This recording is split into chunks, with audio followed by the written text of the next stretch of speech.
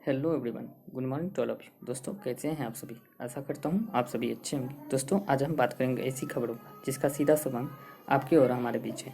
दोस्तों, आज बहुत ही अच्छी खबर निकल के आ रही है कि बात करेंगे कि खबरों और बात करेंगे और भी कई खबरों की।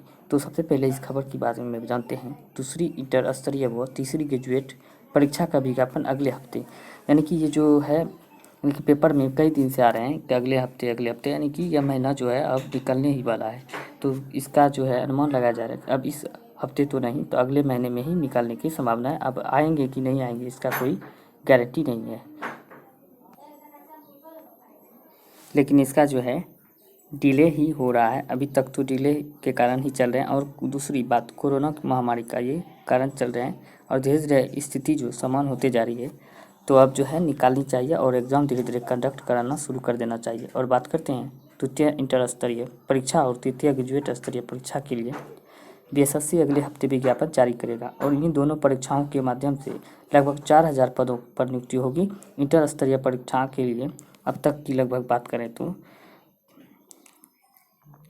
यानी कि बात करते हैं अब तक लगभग 1 दर्जन विभागों से इंटर स्तरीय सहायक लिपिक, आशु लिपिक, निम्न वर्गीय लिपिक और राजभाषा निदेशक के 2649 पदों पर नियुक्ति के लिए रिक्तियां आई है।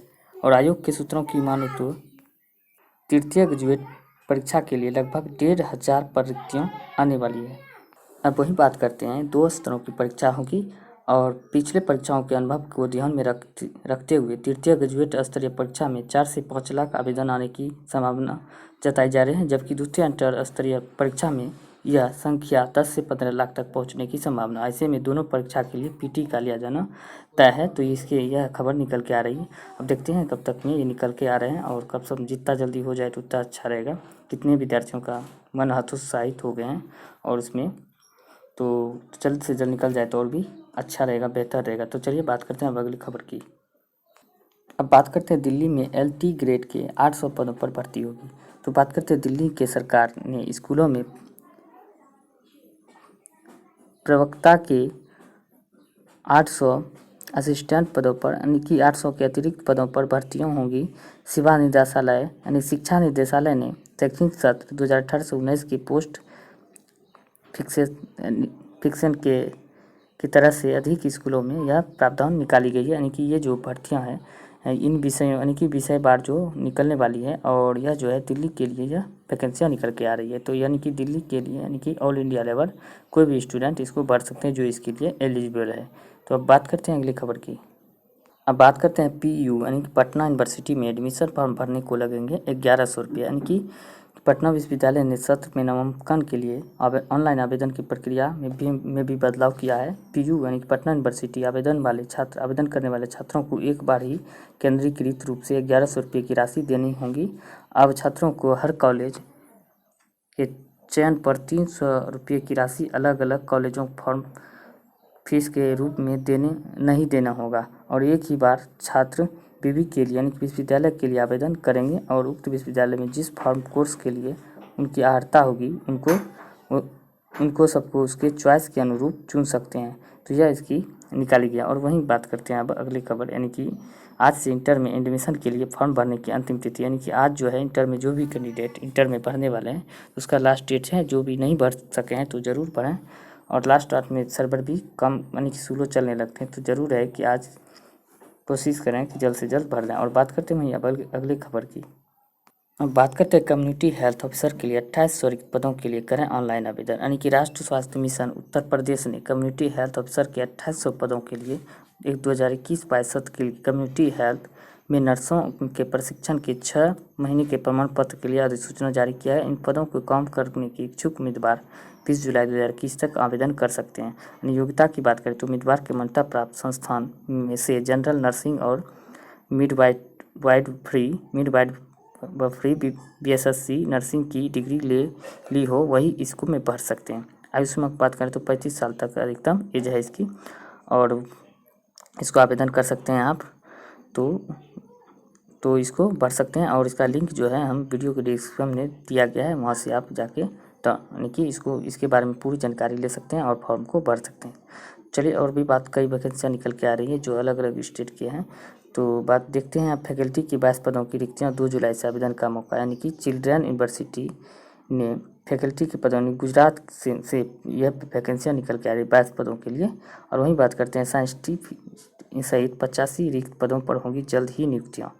तो यह भी भर्तियाँ जो है national centre for polar and ocean research ने साइंटिफिक एजुकेशन सहित 85 पदों पर भर्तियाँ निकाली है। तो इसके लिए देख सकते हैं बहुत ही कई सारे यानी कि भर्तियाँ निकल के आ रही है। जो अब बात करते हैं सुपरवाइजर की 103 पदों पर होगी भर्ती, यानी कि सुपरवाइजर की बात करते हो तो broadcasting engineer consultancy Indian limited ने supervisor, senior supervisor, apprentice leader के 103 पदों पर भर्तियां मांगी है। योग्य उम्मीदवार आवेदन के लिए मांगे गए इन पदों पर काम करने के इच्छुक उम्मीदवार 30 जून 2021 तक ऑनलाइन आवेदन कर।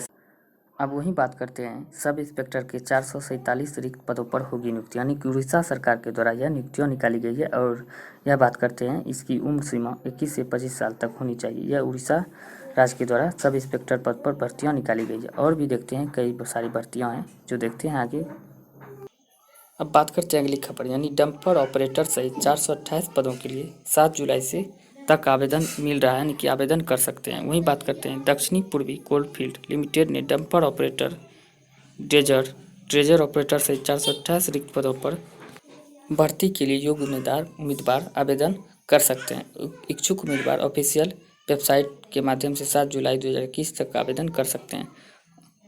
और वही बात करते हैं, उम्मीदवार ने मान्यता प्राप्त बोर्ड 8वीं 10वीं या 12वीं की हो वह भी इसमें भर सकते हैं। और डंपर ऑपरेटर के 296 और फावड़ा प्रचालक 23 और डोजर ऑपरेटर 60 और पेड़ लोडर ऑपरेटर 26 और भूतल खनिज नियंत्रक खनिज 23 और कुल मिलाकर 428 पदों पर भर्ती निकाली गई, यानी कि ये जो निकाली गई साउथ ईस्टर्न कोल्डफील्ड लिमिटेड के द्वारा निकाली गई है। चलिए अब अगली खबर की ओर बढ़ते हैं।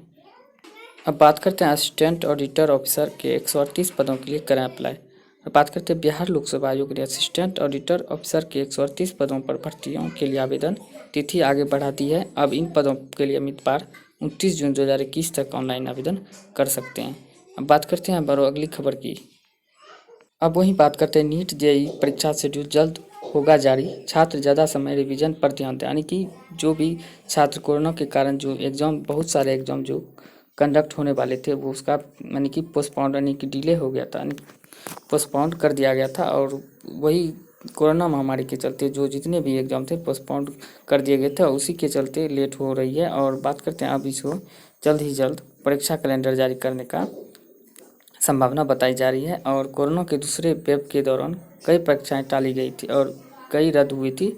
ऐसे में प्रतियोगी परीक्षा की तैयारी कर रहे छात्रों की परीक्षा के लिए काफ़ी समय मिला है। ऐसे में जेईई और नीट की परीक्षा भी पोस्टपोन की गई है। अब कहा जा रहा है कि जल्द ही इन परीक्षाओं के लिए शेड्यूल जारी किया जाएगा। 12वीं बोर्ड की परीक्षाएं रद्द होने के बाद भी विद्यार्थियों के पास तैयारी के लिए काफ़ी समय था। और बात करते हैं, जल्द ही जल्द अब निकालने की संभावना बताई जा रही है। उम्मीद करते हैं कि ये श्रृंखला आपको पसंद आ रही होंगी। कमेंट सेक्शन में ज़रूर बताएं। अगर आपको अच्छा लगेगा तो इस तरीके से हम लोग इसे जारी रखेंगे और आने वाले समय में हमारा प्रयास यही रहेगा ताकि आप किसी भी एग्ज़ाम से पहले आपकी तैयारी बेहतर हो। साथ ही साथ आप किसी भी एग्ज़ाम से पहले रिवीजन कर ले तो मैक्सिमम आपके प्रश्न एग्ज़ाम में यहाँ से आ सकते हैं। धन्यवाद।